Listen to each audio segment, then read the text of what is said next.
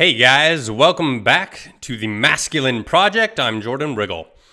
So we've walked through the definition of ideal masculinity. We've seen how it's supposed to work in theory.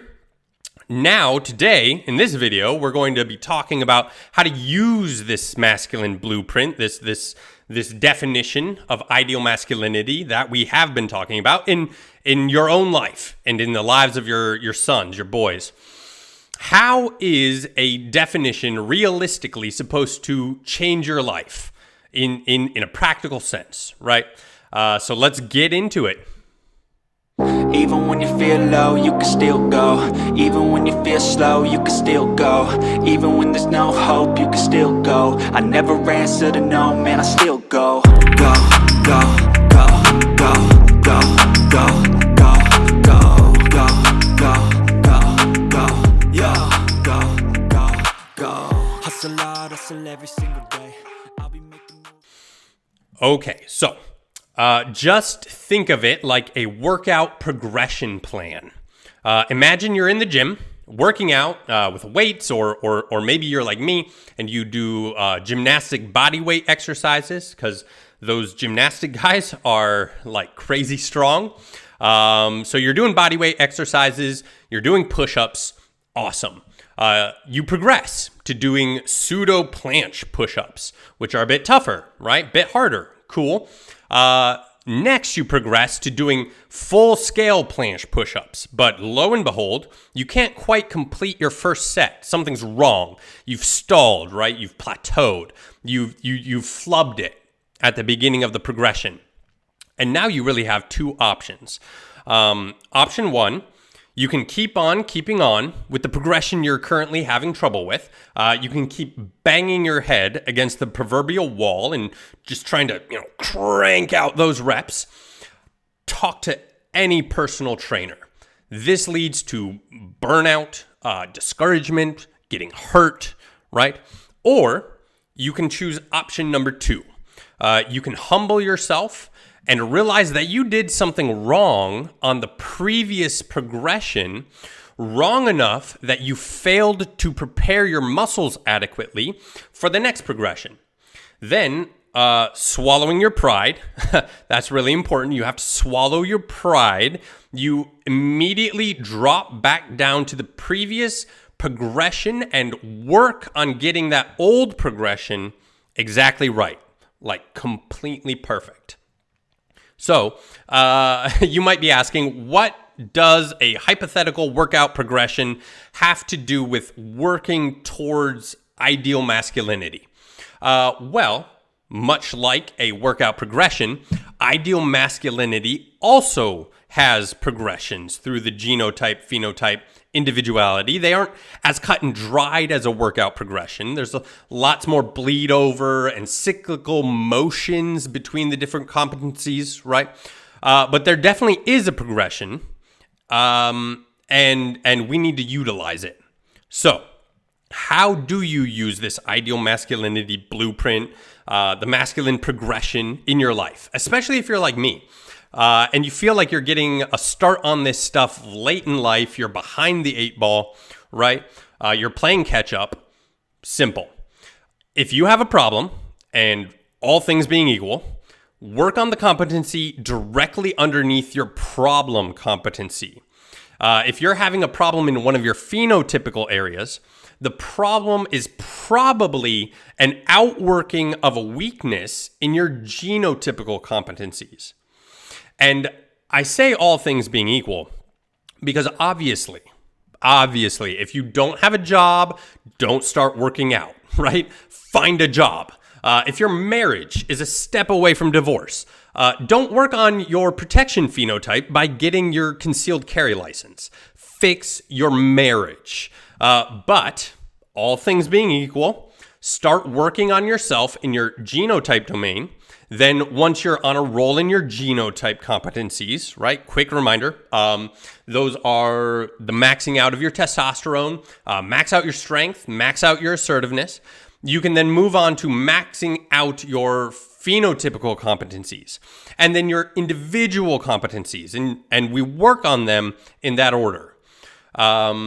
you can also find a problem, something you're not very competent in, and you're really having difficulty figuring out, why can't I move on in this skill? And you realize that you most likely need to drop back down a level in the masculine definition to work on what's causing the lack of competence in the first place. Let me give you a couple of practical examples of this second principle from my own life. So the first one is that for several years, I was interested in homeschooling our kids. However, my wife really did not want to move in that direction. And as I became more and more convinced that our children needed to get out of the public schools, I became more and more frustrated with her. Why wasn't she interested in following where I was trying to take our family? Why was she opposing me so firmly? And as soon as I applied this principle of, dropping down a level, I realized that I was frustrated on my individuality level. I was trying to align my family's life with what I believed to be most wise and in accordance with my transcendent goal. But my wife wasn't following where I was trying to lead, so I had a disconnect there. This meant that there was a problem, right? A dissonance. And using our principle, it meant that it was most likely at the phenotype level. Somewhere I wasn't protecting, providing, or procreating sufficiently in some area in such a way that would allow my wife to feel confident in my leadership skills. So I thought about it and I prayed about it for around a week. And what I came to realize was that I hadn't been doing a good enough job as a father to train and teach my kids. We read scripture every night at dinner, but other than that, I was really relying entirely on the public school system to teach my kids. My youngest son was having difficulty reading. He was like in the 21st percentile or something of public school readers, which is dismal. My oldest was obviously coasting on innate talent, rather than like legitimately applying himself. So of course my wife was hesitant to follow my leadership towards homeschooling. She had never seen me take an interest in the boys' schooling, never seen me teach them schoolwork regularly. She had no idea how far I could be trusted. She might not say that out loud, right? But I know her pretty well, and I am 100% sure that was her operating framework. And as soon as I figured that out, I humbled myself and applied myself to teaching my kids, procreating the kind of education I would have liked to receive when I was a kid, right? Very individualized. I did a deep dive on homeschooling curriculum. I personally worked with my youngest son on his phonics every day, and I made all my kids read 30 minutes a day, every week, day after day. After they got home from school and they had to read an hour on Saturday, did they, whine and moan a bit at the beginning? You bet. Did my youngest jump up to an average reader for his age group in 2 months? And then did he start to excel? You bet. Did my oldest son start to love reading for its own sake? You bet. And did my wife come around to homeschooling without any other conversation from me? You bet. It was like magic, honestly. We haven't pulled them out of public school yet because we're still getting our finances in order. But we have a plan to pull them out by next school year, and we're working the plan. By identifying which level of competency my problem was in, and then by humbling myself and dropping down a level to work on a more foundational skill, I revolutionized my family life with zero pushback from my wife. And eventually I had her full-throated support. Like I said before, right? Like it was like magic. Another example, sex is just a part of marriage, right? And it's on the familial, phenological level of our ideal masculinity definition. I had the hardest time navigating sex with my wife, especially after our kids were born, right? Her sex drive, which had always been lower than mine anyway, and I totally have her permission to share this. Just in case you were wondering, it's she's always had a lower sex drive than me, but it dropped to like almost zero for several years. She would happily go 3 to 4 weeks without sex, while I'm more of like an everyday, every other kind of day kind of guy. And as she said in one of our discussions about it, I want to have sex, but I just don't. Meanwhile, I was getting more and more out of shape, putting on pounds. I was getting skinny fat. I liked sitting around and just reading books, right? I was becoming a fat nerd. Not exactly the picture of feminine desire, if you know what I mean. And after I read the book A Billion Wicked Thoughts out of desperation, and in conjunction with bottoming out in the rest of my life, I started working out.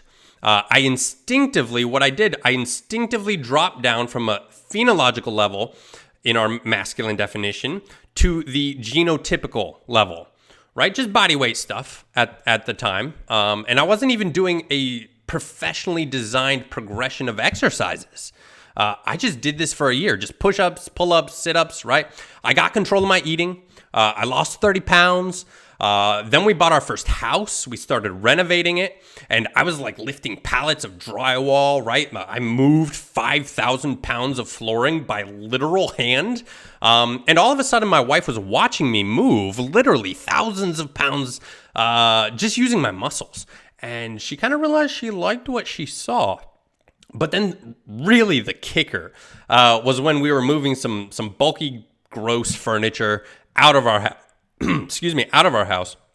Her father, my father-in-law, was trying to lift these big, bulky, heavy end tables, super ugly. And he was having a tough time, and they were like too heavy for my wife to even think about carrying. So I casually walked over, squatted down, effortlessly carried the tables out of the room, didn't even break a sweat. My father-in-law was impressed, right? And when I came back in the room, there was kind of a gleam in my wife's eye that promised good things to come later. And that was really the beginning of the turning of the tide. Again, just like the previous example, I had concentrated, albeit instinctively, but I had concentrated on the underlying foundational level to my problem, and it worked.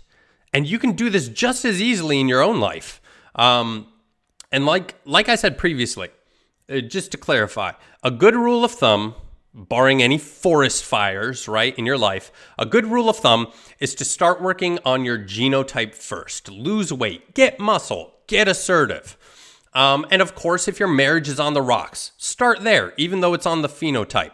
If you just lost your job, right, get a new one before you start working out. But all things being equal, start working on your genotype first. Then move on to your phenotype competencies. Then work on developing your individuality. You'll find that most of the time, these competencies just kind of naturally flow into one another when you deliberately focus on them in order. Now, while I'm working on myself, using this definition as a guide, right, dropping down levels, identifying problems, I'm simultaneously raising my two boys specifically, right? I also have a daughter, but my two boys to be men using this definition. How? Well, like many things in life, it's not entirely clear-cut, right, separated into stages, but like with most things, I start at the beginning and I build a good foundation. I find that most of this stuff teaches multiple skills at a time, right? Multiple skills at a time. For example, getting right to work on mowing the grass. When I work on that with my 9-year-old son, it teaches a certain amount of assertiveness, right? The willingness to confront a problem. The problem being the tall grass that he doesn't want to mow. It helps keep him fit, right? Because he's working hard, he's being physical. It's preparing him to one day be a hard worker in a job and to work heartily and cheerfully because I don't allow sulking. It helps him prepare to own and protect his own property someday. And it helps inculcate the virtues of self-control, bravery, right? That sort of thing. So one task yields quite a bit of fruit across multiple domains when you're teaching this to your sons. And then my basic plan for their life with me goes something like this. First, I plan on prioritizing training them in their genotype once they hit puberty. I teach them to harness their innate boy aggression, and I kind of make them somewhat civilized, at least enough so that they're not smashing walls in the house, right, with a hammer. That's something I had to deal with recently. We do a bit of exercise together now when they're young, right? Nothing intense, just enough mobility work to keep them flexible, just enough strength work, right, to bleed off some of their energy. Most of their exercise pre-puberty right now comes from just playing outside all day. That's where they are right now, playing outside all day, every day. And that's the way it should be, right? They're boys. But once they hit puberty and they start getting that testosterone, we're going to start working on building muscle. We're going to start doing assertiveness training. They'll learn how to control calories. And at that point, I'm not terribly interested in them being interested in working out. They're just going to do it alongside me because it's good for them. And that will build them a solid genotypical foundation for the rest of their lives. Next, they work on their own phenotypical areas of competence, right? So right now, school is their vocation. So I'm training them to work hard on that to prepare for an actual job. They don't have much to protect right now, since I protect them. But I give them chores like keeping their own room clean. They have to mow the grass every week. These are great ways to build the phenotypical muscles of protecting. And then once they become interested in girls, right, and I start training them in the procreating areas, I'll spend a lot of time pointing out the wrong kind of woman that we can see in Proverbs, and which is sadly so prevalent in our culture right now. I'll read through the Proverbs with them to teach them what to look for in a wife. This will help prepare them for the phenotypical competency, like I said, of procreation. It'll get them in the habit of listening to wise counsel when it comes to marriage prospects, right? There's a lot you can do there. And then on the level of individuality, right now, they have to do things like they have to read their Bible every morning, whether they want to or not.